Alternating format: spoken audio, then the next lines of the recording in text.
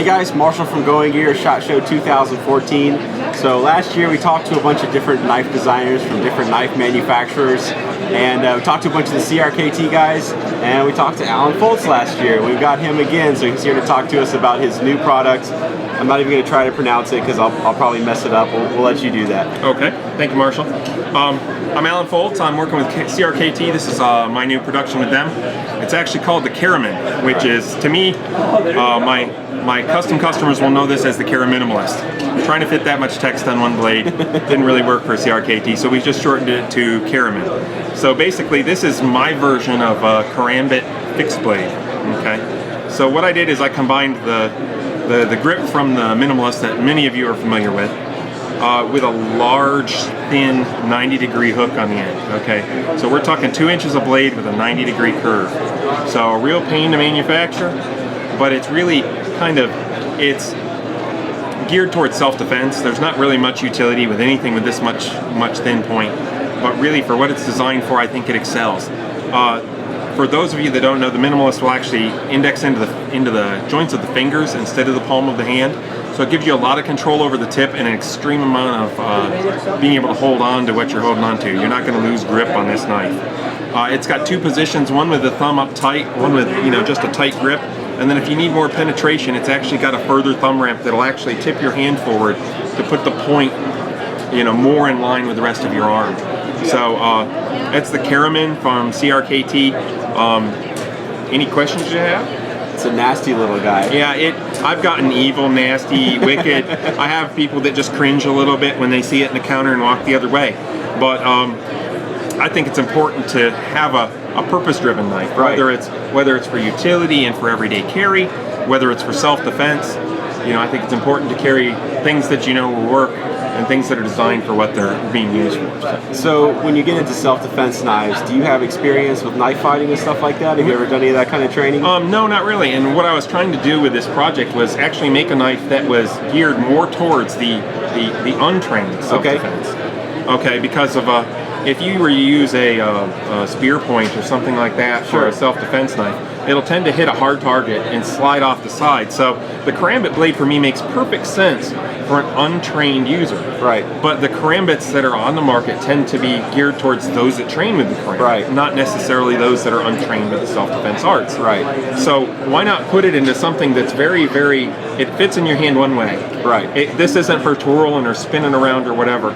This is designed around the Karambit blade for the Karambit's blade's use of that tip, of that 90 degrees, of that hawk bill that cuts in dramatically and aggressively. Slashing. Not necessarily to be a replacement for somebody that's trained with a Karambit. Right.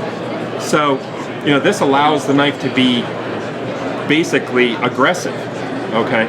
Again, with I beveled the spine. I tried to keep it thin, so that even if this is being used in a defensive position and somebody's covered, if they hit the back side of this, it's still thin enough to puncture the skin. Right.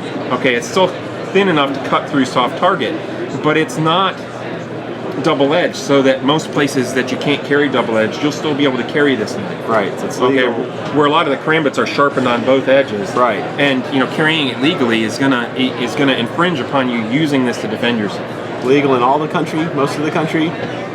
Well, I can't say any of that. Honestly, there's states where it's not legal to conceal a fixed blade. We need Doug Ritter. yeah, you need a lawman for that. Yeah. But honestly, what I'm trying to do is just redefine the Minimalist line into something that's right. Lined towards self-defense, one that's purpose-driven for that exact purpose.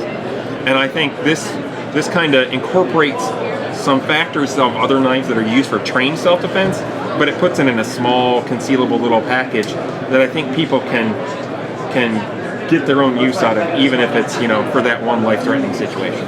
I'll be honest, another very good utility for that kind of knife, I carried a folder that had the same kind of blade. They make great box cutters. Oh yeah, I mean with the diamond-shaped tip on this, and these are ground really, really thin. Actually, my customs are a little thinner. I'm glad CRKT beefed this up a little bit for the market. Lots of broken tips. No, actually, what it tended to do was I use hams. Right. To test the blade. So I'll use a ham with a bone in the middle of it, and I'll just take a hack at it and see how far in it goes. Sure. With the thin tip, tip, it would actually hit and kind of spring and flex and hit that center. You know, because everything wants to remain in the center of that cut, Right. in the center of that concave grind line. Because in 90 degrees, everything wants to sit right here in the middle of this, no matter how you do it. So the tip would almost just act as a spring to get it to center up and then work right through. With the customs, I have customs that you can turn 90 degrees on the table and the tip will bend over 90 degrees and it'll spring back and then you can bend it the other way. So that's how thin the customs are. These are a little beefier towards the tip. Sure. I think they really, you know, they nailed it probably better than I do the way I grind them. So better for the production market. Exactly, better for the production market. I still make the customs kind of thinner, and you know I can tweak that to the customer's wants and needs. But for the production market and the everyday use kind of defense item, I think they nailed it really, really well. So do you have anything else planned for the minimalist line? I have some new blade shapes. I'm actually working on a four-fingered version, a little larger. Okay. You know, things like that. I'm still trying to, You can't call it the minimalist anymore. No, not really.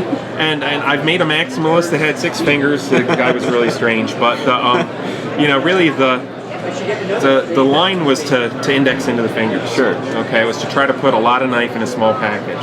Some people still don't like the lanyard. Yeah. So a 4-fingered version would kind of give them some options. Right. You know, and still make a comfortable knife that had good tip control. People don't get it. It's one of those things that they just don't get, and then they pick it up, and then it's just, you know, the light bulb goes off, and they're like, "That's awesome!" You know, it's so exactly. I would comfortable agree in with the that. hand. Some of them do. Some of them still can't get away with it. Still moves around. You know, they're not understanding that it's just there so the pinky doesn't bottom out when it's closed. Right.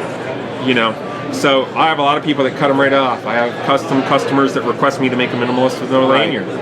But I asked them politely to try one with a lanyard on it because it really does change the feel. It feels more confident in hand. It was designed that way for a reason. Exactly. Yeah.